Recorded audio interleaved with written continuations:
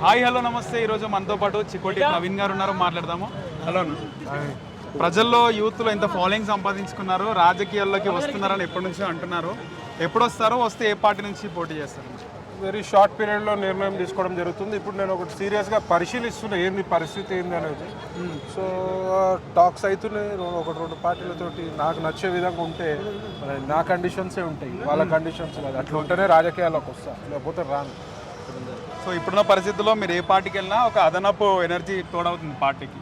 మీకు ఎవరైనా పార్టీ వాళ్ళు అప్రోచ్ అవ్వడం, మాట్లాడడం? ఇక వస్తున్నారు ఒక రెండు నేషనల్ పార్టీలు రావడం జరిగింది. మరి ఇంకా నేనేం నిర్ణయం తీసుకోలే, నిర్ణయం అతి త్వరలో ప్రకటిస్తాను. మీకు ముఖ్యంగా జంతువులన్నా గోవులన్నా బాగా ప్రేమ. బీజేపీకి ఏమన్నా వెళ్ళే అవకాశం ఉందా? ఏమన్నా ఆ విధంగా అడుగులు వేస్తున్నారు? ఇప్పుడు హిందువుల గురించి మాట్లాడితే బీజేపీ పార్టీ అని ఏం రూల్ లేదు.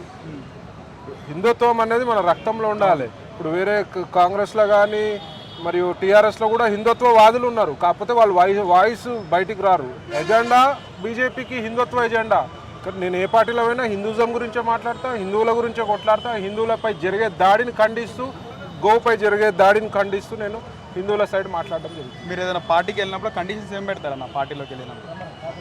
నా హిందువుల గురించి నేను చేసే సేవను ఆపొద్దు. ఫస్ట్ థింగ్, గోరక్ష గురించి నేను పాల్పడతాను. గోరక్షను నేను మెయిన్ సమర్థించుకుంటూ పోతాను. గోవుని జాతీయ ప్రాణిగా గుర్తించాలని చెప్పి నేను ఒక డిమాండ్.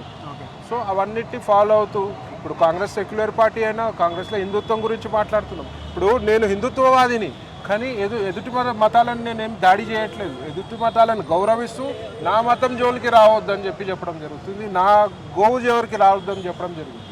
నా మతాన్ని కానీ, నా గోవుని కానీ, నా దేవుళ్ళని కానీ కించపరుస్తే మాత్రం ఊరుకునేది లేదని చెప్పడం జరుగుతుంది. నేను వేరే మతాలకు వ్యతిరేకిని కాదు నేను. ఓకే. చికోటి ప్రవీణ్ పోటీ చేస్తే సిటీలో పోటీ చేస్తారా, లేకపోతే చూడాలి? మరి అది చూడాలి, ఎక్కడ డిమాండ్ ఎట్లుండే. మా అభిమానులు ఉన్నారు, అందరి సమక్షంలో. ముఖ్యంగా ఓల్డ్ సిటీ ప్రాంతంలో పోటీ చేస్తే బాగుంటుందని చాలా మంది యూత్ అనుకుంటున్నారు. మనస్సు ఉండి ఎక్కడ మనము గెలిచిన ఈ ఏరియా అనే కాదు, చికోటి అనేటువంటి స్టేట్ మనిషి. సో స్టేట్లో ఏ హిందువుల గురించి అయినా నేను పోరాడతాను. దాని గురించి ధర్మరక్ష సంస్థ వస్తుంది. మన రాష్ట్రంలోనే కాదు, పక్క ఆంధ్రప్రదేశ్లో కూడా నేను ధర్మరక్ష స్థాపిస్తానని చెప్పి. రైట్ అన్న, థ్యాంక్ యూ.